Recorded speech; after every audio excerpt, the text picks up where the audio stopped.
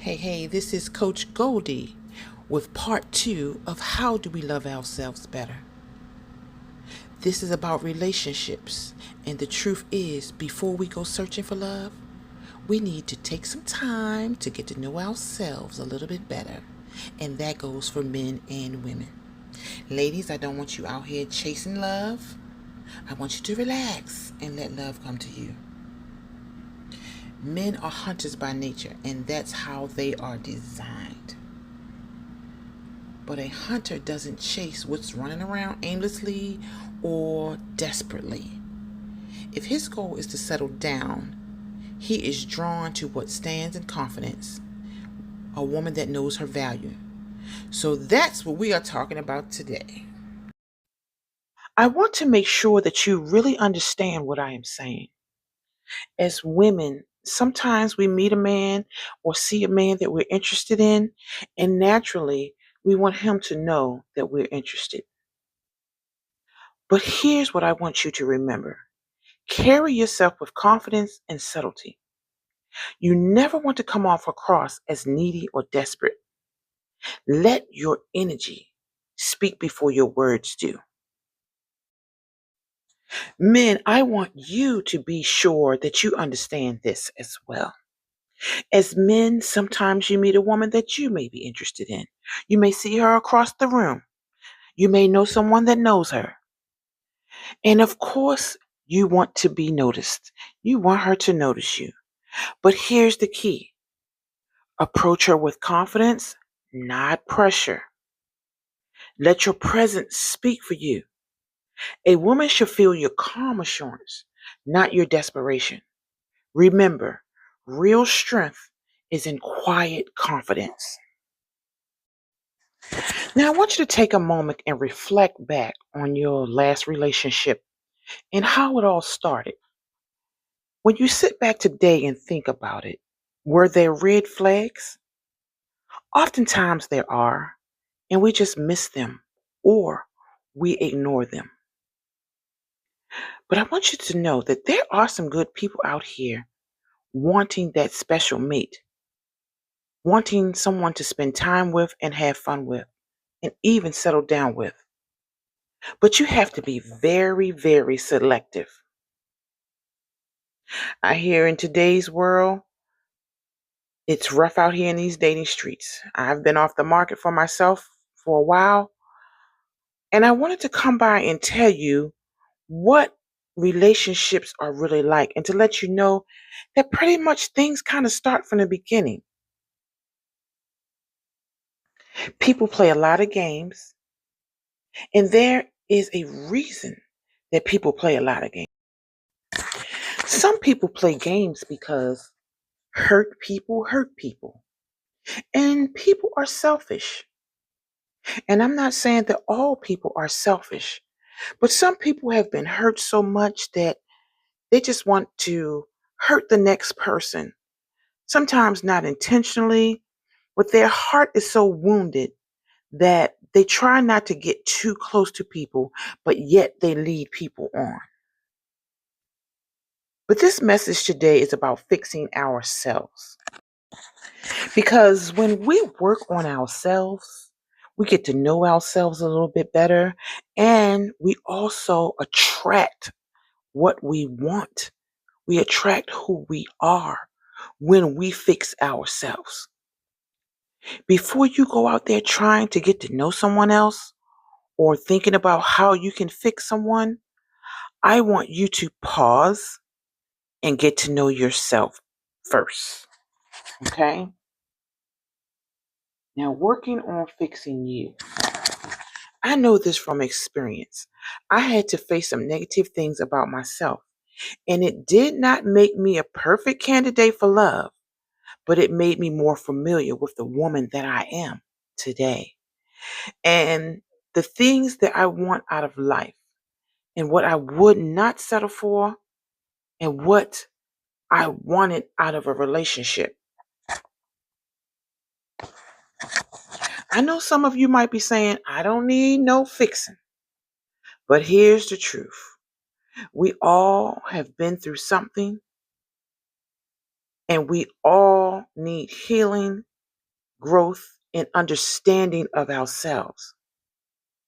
None of us are perfect, and that's okay. The goal isn't to be flawless, it's to be self aware.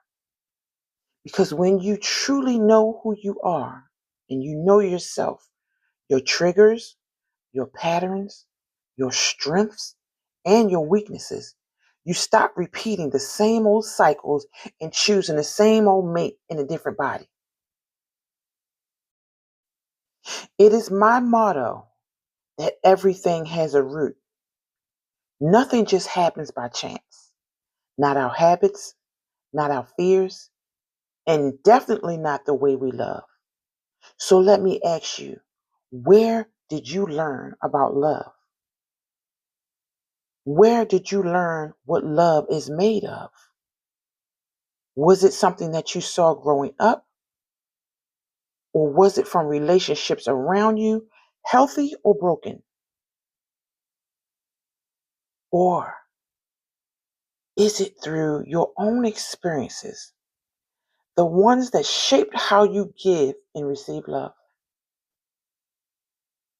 See, the way that we love did not start with our first relationship. It started long before that. It's rooted in what we were taught, what we witnessed, and what we accepted as normal. But here's the powerful part, and this is what I want you to understand. Because once you understand your roots, you can begin to heal them.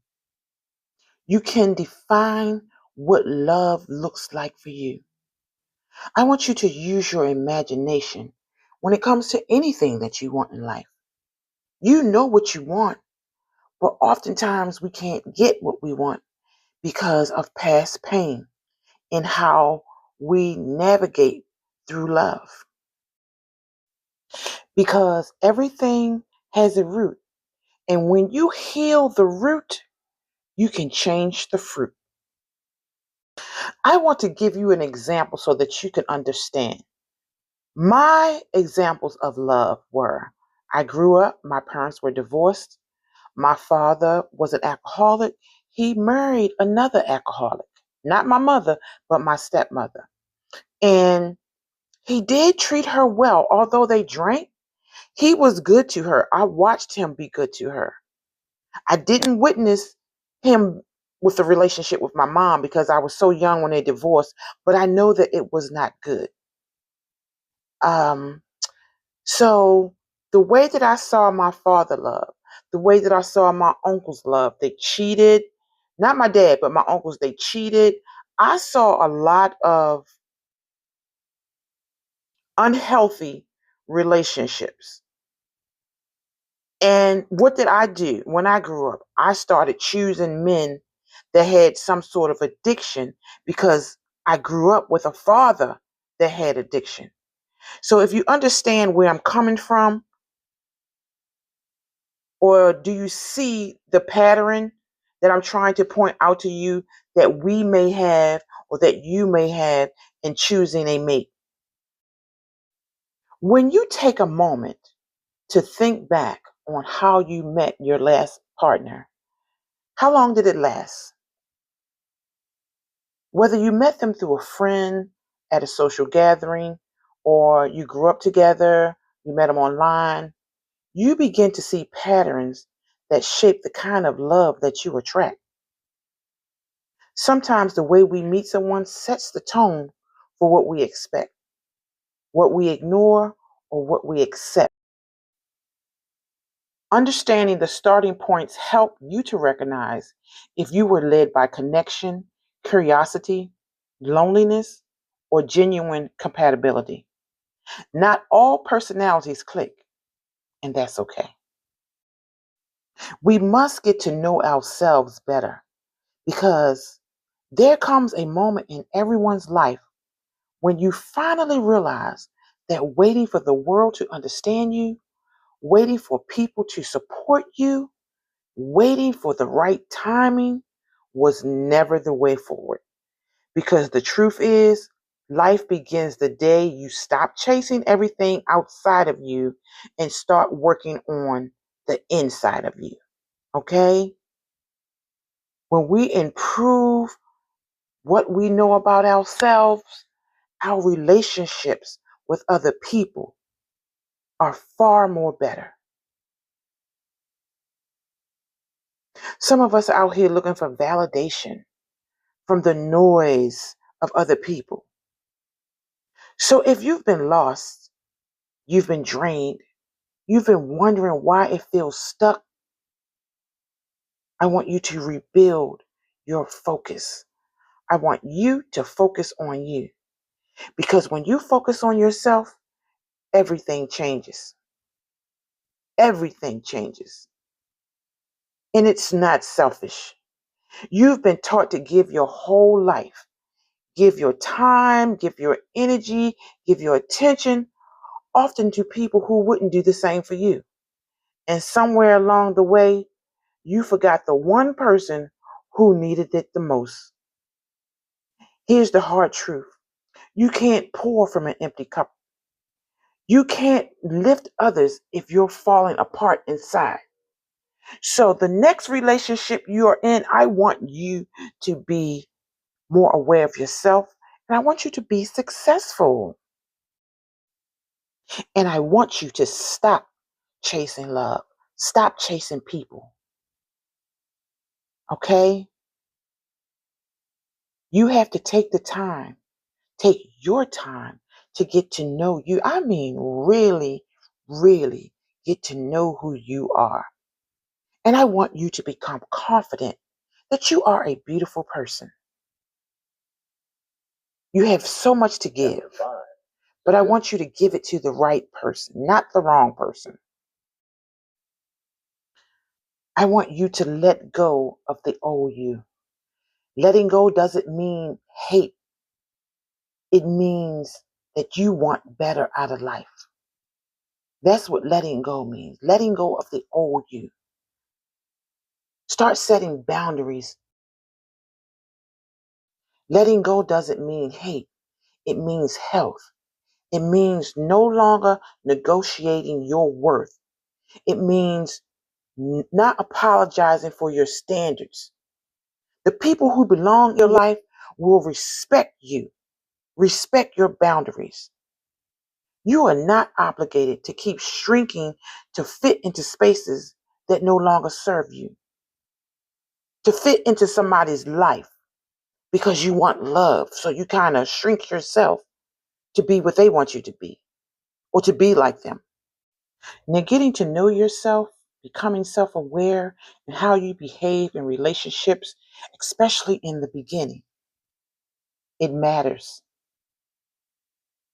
I want you to pay attention to you. I want you to have the best. And sometimes, if we weren't taught how to love or how to be in a loving, healthy relationship, we find ourselves going through the same things over and over. But I will tell you, it takes practice. You have to build good habits.